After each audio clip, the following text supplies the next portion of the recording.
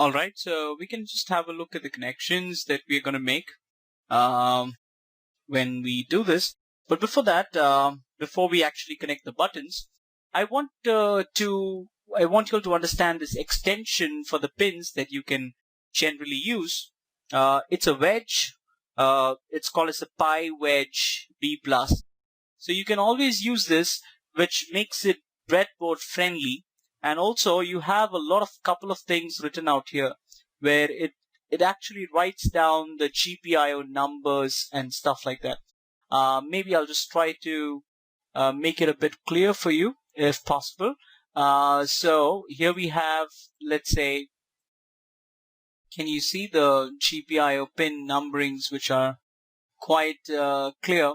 So the numbers are also mentioned along with, you can have a look, this is 3.3, this is ground and stuff like that.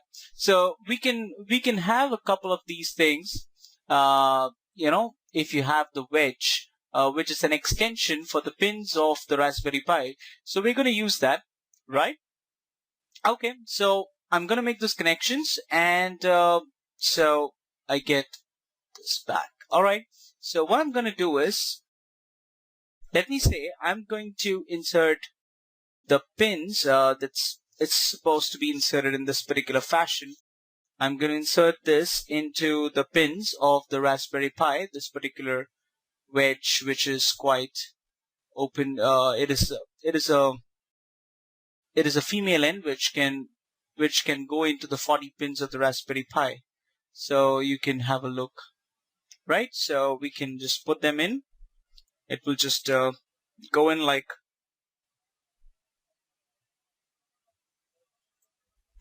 yep. So that's inserted inside. Now the other part of the wedge which is remaining in my hand, you can insert it into the breadboard, right? So you have the pins which can be put into the breadboard directly. You can insert them. So let me do that. So I'm going to insert that into the breadboard out here. Let's say here we have the breadboard, and I'm going to put that in. Oh, yeah, that's cool. So just let me get a close-up of both of them. So you have the Raspberry Pi and you have the breadboard. Hope you can see both of them together, right? Okay, so I'm gonna for now I'm just gonna simply test it by just putting an LED and a resistance, connecting it to 3.3 volts. That if it works fine, if it works fine and everything is working, it's gonna work just fine. So let me just put a resistance out here. I'm gonna connect a resistance, and this resistance, after connecting it up, where's my LED? I'll just connect my LED across the same pin point, which is going to be there. So a red LED can be taken, which is there in your kit. You can take a red LED and you can just put up one of them. You can just hitch up one of these red LEDs that you can have. So let's say this red LED, and I take that up, and I'll put that the cathode in same line with the resistance, but the anode needs to be put along with the 3.3. So I'm going to put it into the 3.3 of the Raspberry Pi. Okay, I'm going to put it into the 3.3, which is that it's mentioned very clearly on, and I can see that. Maybe you're not able to view it very clearly, but that's 3.3 for sure. And of course I need to connect the ground too. So I'm going to take the resistance out here. I'm going to put it here. So let me just put it here, and I'm going to get the grounds together. So I'm going to connect the ground. So once this is done, I'm going to connect the ground, and let me put the ground with a wire.